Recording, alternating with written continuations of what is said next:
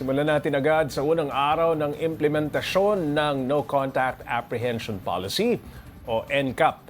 First day pa nga lang pero daan-daan na agad ang nasampulan. Live mismo sa EDSA Ortigas, magbabalita si JF Rivera. JF, gaano ba karami na ang may violation sa ilalim ng NCAP?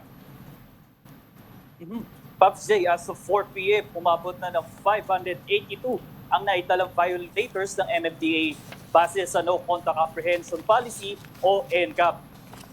Pinakamarami raw ang violations kaninang 11 a.m. to 12 noon na umabot ng mahigit 100. Ganon din kaninang 2 to 3 p.m. Kapansin-pansin ngayon, kapag bumiyahe kayo dito, Pops, na halos wala ng enforcer sa daan. Pero dito sa EDSA Ortigas, ngayong hapon, may iilan pa rin akong ispatan dito na nagpapatrolya. Narito ang pahayag ng isa sa kanila.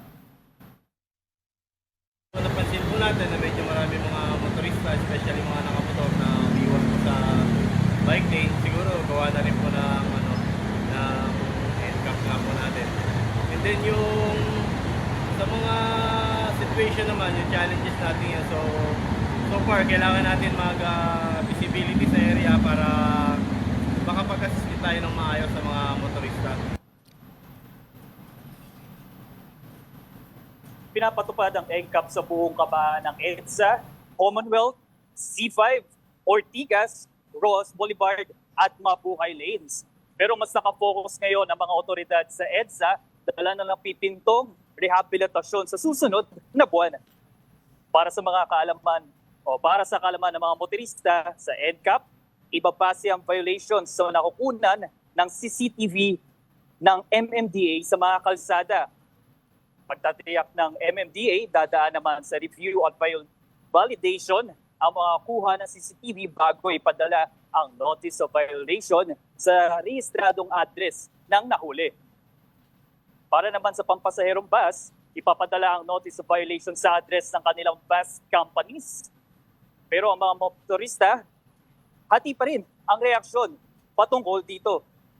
Generally, pabor naman pero may mga agam-agam din sita.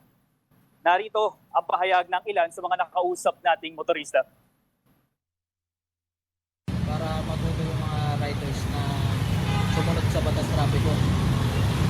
Pero may problema na siyempre di namin alam kung magkakaroon kami ng violation o hindi sa NCAP. Hindi namin alam kung ilan yung magiging violation namin eh. Tapos yun. Basta okay na rin naman na ganun sa NCAP. Para yung mga riders tulad namin na matuto rin kami sumunod sa mga batas trapiko. Okay, medyo hindi pa ready dapat eh. Ang dami pa mga kulang sir, yung mga markings, yung kalsada. Okay naman po sana siya. Kaya lang, medyo maaga pa sir eh. Kung nauna po sana ayusin yung mga kalsada, bago yun. Okay. Ayun po sana eh. JF, base sa observation ng nakausap mong traffic enforcer, ano raw ang karaniwang violation ng mga nagpasaway? Pops, ang karaniwang violation daw dito ay swerving. Madalas din nagkakaroon ng sanggian dito, lalo na yung mga lumalabas galing sa mall dito at yung mga padiretso dito sa EDSA, nagkakaroon daw ng sanggian dahil nga medyo nagkagipitan sila doon sa may bandang gitna. Meron din tayo mga Pops na motorista o mga rider na sumasampa sa mga bike lane. So yun yung may mga nakikita nilang violations ng mga motorista dito. JF, nasabi ba kung kailan kaya malalaman ng traffic violator kung ano ang kanyang violation? Pops, matatanggap nila ang notice of violation via email within 7 days dahil dadaan pa ito nga sa pagbe-verifika kung ano nga ba ang naging violation ng isang motorista. JF, hiniling na bawiin ang TRO sa NCAP para maibsa ng traffic kapag nagsimula na ang EDSA rehabilitation. So far ba nakikita mong epektibo sa paglutas sa problema sa traffic ang NCAP? Pops, so far so good ang lagay dito. Base na rin sa observation na nakausap nating enforcer, mas naging masunurin ang mga motorista dahil nga sa mga camera na baka daw mapitikan sila o mahuli sila sa CCTV na lumalabag sa batas trapiko. So mas maingat daw ang mga motorista sa ngayon.